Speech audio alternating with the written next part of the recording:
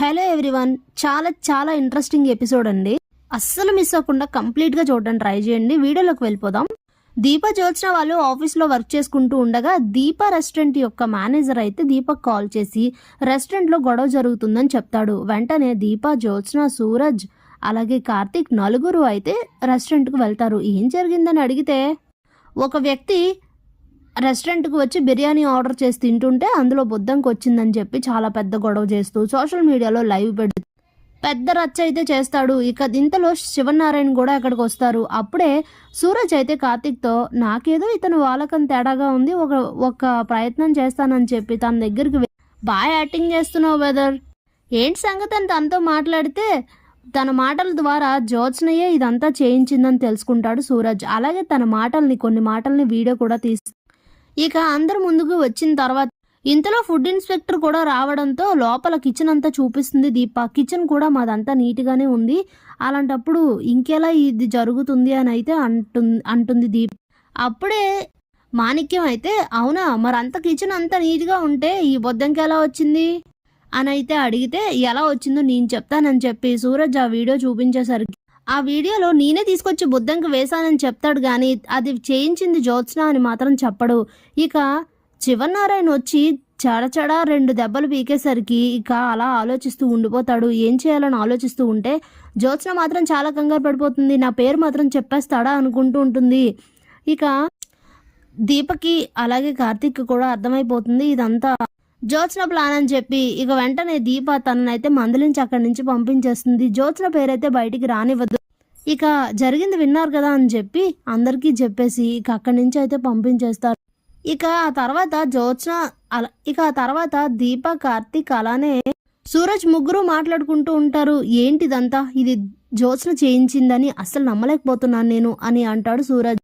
జ్యోత్స్నకి ఇలాంటి పనులు వెన్నతో పెట్టిన విద్య, ముందు ముందు తెలుస్తుందిలే బ్రదర్ అని అంటాడు కార్తీక్. ఇప్పుడు ఈ విషయం ఏం చేయాలి, అసలు ఇక్కడితో దాయాలా లేదంటే చెప్పాలా ఇంట్లో అని అయితే అనుకుంటూ ఉంటారు. అదే విషయం తర్వాత ఆలోచిద్దాంలే అని చెప్పి ఇక వర్క్ చేసుకుంటూ ఉంటారు.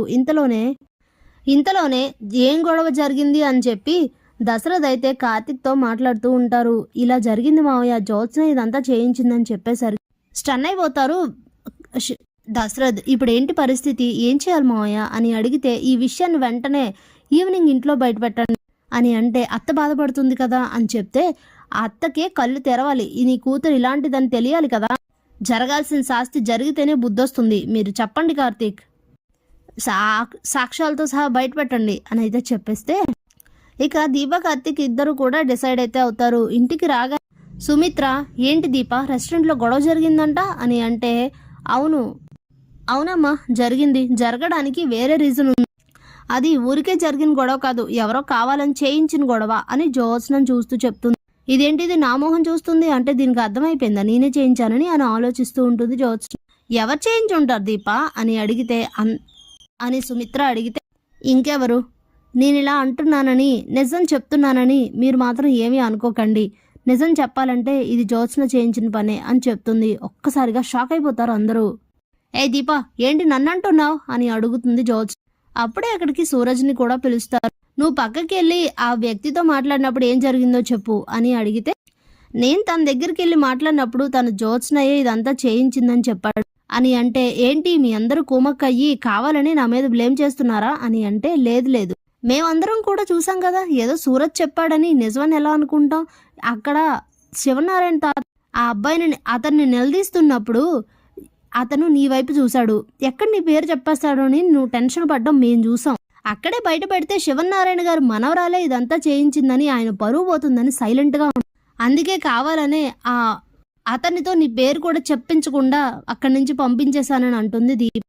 అప్పుడే దశరథ్ అయితే అవునవును జ్యోత్స్న అనుకున్నది చేయడానికి ఏమన్నా చేస్తుంది, అనుకున్నది అనుకున్నట్టు జరగాలి కదా, అందుకే దీపతో పోటీ పడి గెలవలేక ఇలా పక్కదారులు తొక్కుతున్నావా అని అడిగితే ఏంటాడి మీరు కూడా అనేసరికి సుమిత్ర వచ్చి జ్యోత్స్నను ఒకటి కొడుతుంది.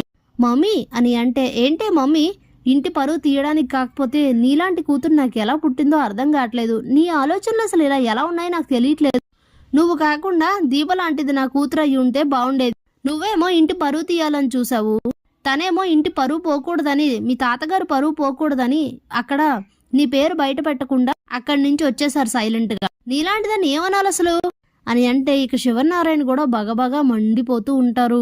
నువ్వు చెప్పింది నిజమే సుమిత్ర, నీకు జ్యోత్స్న లాంటిది కాకుండా దీప కూతురుగా పుట్టుంటే బాగుండేది అని అయితే అంటారు. నిజంగా దీపేగా నీ కూతురు అనుకుంటూ ఉంటుంది జ్యోత్స్న.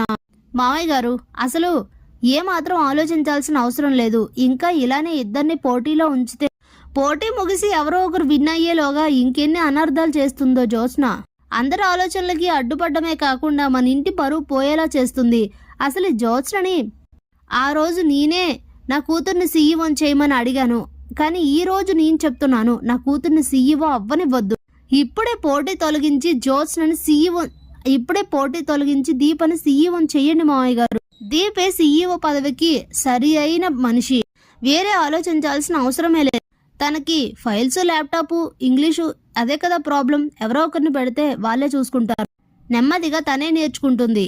కానీ దానికోసం ఆలోచించి పోటీలు పెట్టాల్సిన అవసరం ఏం లేదు. ఎలా అయినా ముందు ఈ జ్యోత్స్నని పోటీ నుండి తొలగించండి అని చెప్తే, సరే అమ్మా నేను అదే అనుకుంటున్నాను, నువ్వేమంటావనే ఆలోచిస్తున్నానని చెప్పి ఇక బోర్డ్ మీటింగ్ పెట్టించి కొన్ని కారణాల వలన జ్యోత్స్నని పోటీ నుండి అయితే తప్పిస్తున్నాం. తనకి అమెరికాలో వేరే ఎడ్యుకేషన్ ఉంది, అందుకే ఇప్పుడు తన సీఈఓకి ఉండడానికి కుదరదు కాబట్టి తను పోటీలో నుంచి తొలగిస్తూ దీపని సీఈఓని చేస్తున్నామని అయితే శివనారాయణ అనౌన్స్ చేస్తారు. ఇక దానికి అయితే అందరూ సమ్మతించి దీపని అయితే సీఈఓని చేసి కావాల్సిన పేపర్స్ అన్నింటి మీద సైన్ చేయించి దీపని అయితే సీఈఓ అని అనౌన్స్ చేస్తారు. ఇదంతా తట్టుకోలేక బెక్క చచ్చిపోతుంది జ్యోత్స్న. చాలా చాలా మండిపడిపోతూ ఉంటుంది. అనవసరంగా నా చేతులారా నేనే దాన్ని సీఈఓని చేశాను కదా అనుకొని చాలా ఫీల్ అవుతూ ఉంటుంది జ్యోత్స్న. Thanks for watching.